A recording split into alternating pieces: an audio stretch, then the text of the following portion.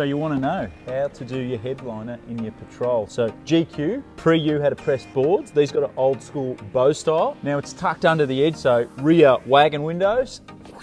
I've already pulled this one out. It's not a bit of trickery, but you can see that there. All you got to do is flick this guy over and then start pushing it out, and you'll pop it out of this channel. What Nissan originally did was they had an adhesive. It almost looked like a tape here that they had, but we can peel this. Now you want to be careful with this, because if you go in too hot and heavy, you're going to tear it and it's going to be visual. So the actual pinch weld sat over this as a channel and pegged it in position. Now when we reinstall this later, we'll put it back in and we'll put a bit of adhesive here and glue it back under, same as a motor trimmer will do if he replaces it for you, or she, that is. So we'll work around all these edges. Got a couple of grab handles in there we've got to take out. We'll take all that out and then we'll show you how to get the roof bows out. So we've peeled our headlining back, and you can see what we did was we cascaded those roof bows that were connected in here and just pushed them forward like a domino. That took the tension off them, and we've taken all those out all the way up to and poked it on the dash.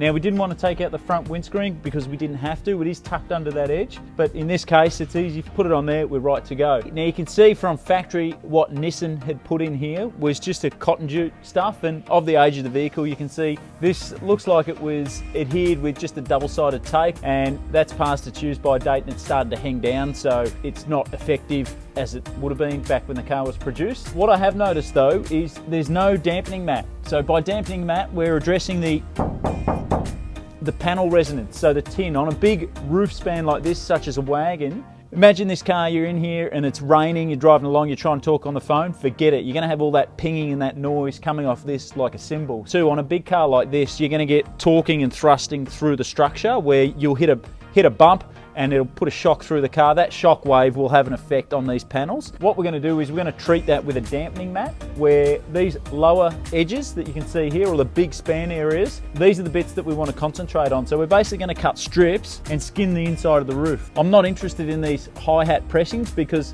that area of steel, it's got a lot more tension in it. And then we're going to use an insulation foam that we've got our insulator, which is a like for like to replace the factory. When I say like for like, it mirrors the material thickness, so we know it's going to package. Now you'll notice you can't go and stick say a 20 mil or an inch thick slab of foam in there to get really good acoustics. We're limited in packaging. In some of our base model, particularly commercial vehicles, you'll notice they're still echoey, even with a headliner in, but between that headliner there's not usually much at all. So your sound waves will go straight through the vinyl, hit this tin and then bounce back. Foam that we stick on there is going to reduce radiant heat coming in.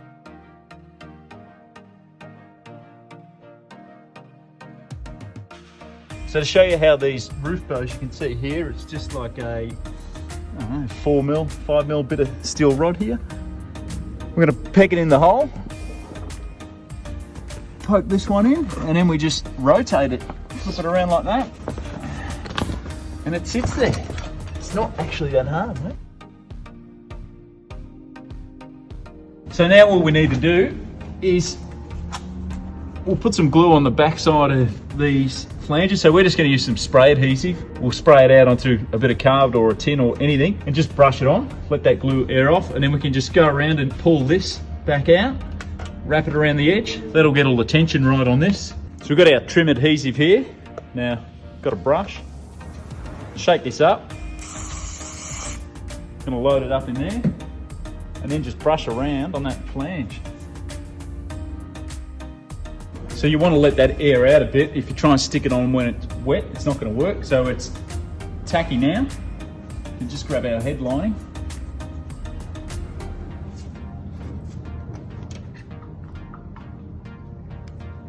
Give it a bit of stretch to put a bit of tension in it and just work around.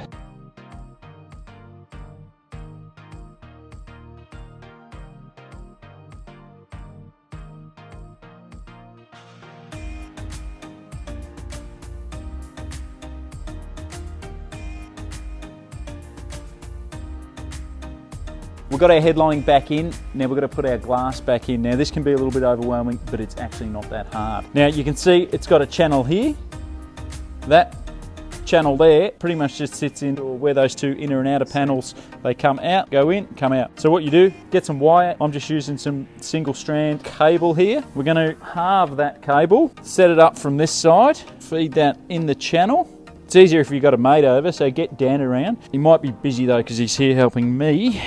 You can yell at your wife, your girlfriend, your mum, whatever. Right, that's tucked in there. All we're going to do is, that's going to jam in the channel.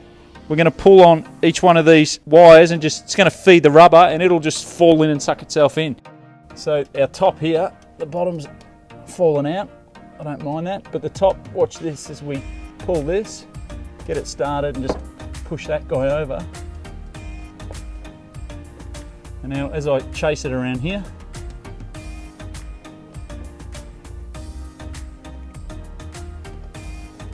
pretty much fall in, so you can see, give it a bit of a push, it's pushing up that way.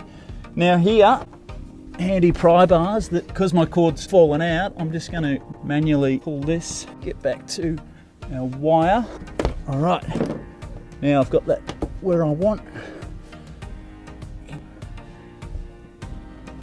You can see here, now Dan's pushing a little bit here, but a little bit of force is going to clamp this, so back off your hand here, Dan. Now, some windows are tight, you've got to be careful you don't tear this rubber.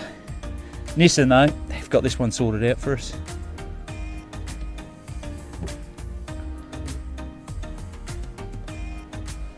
Back up the top for a bit.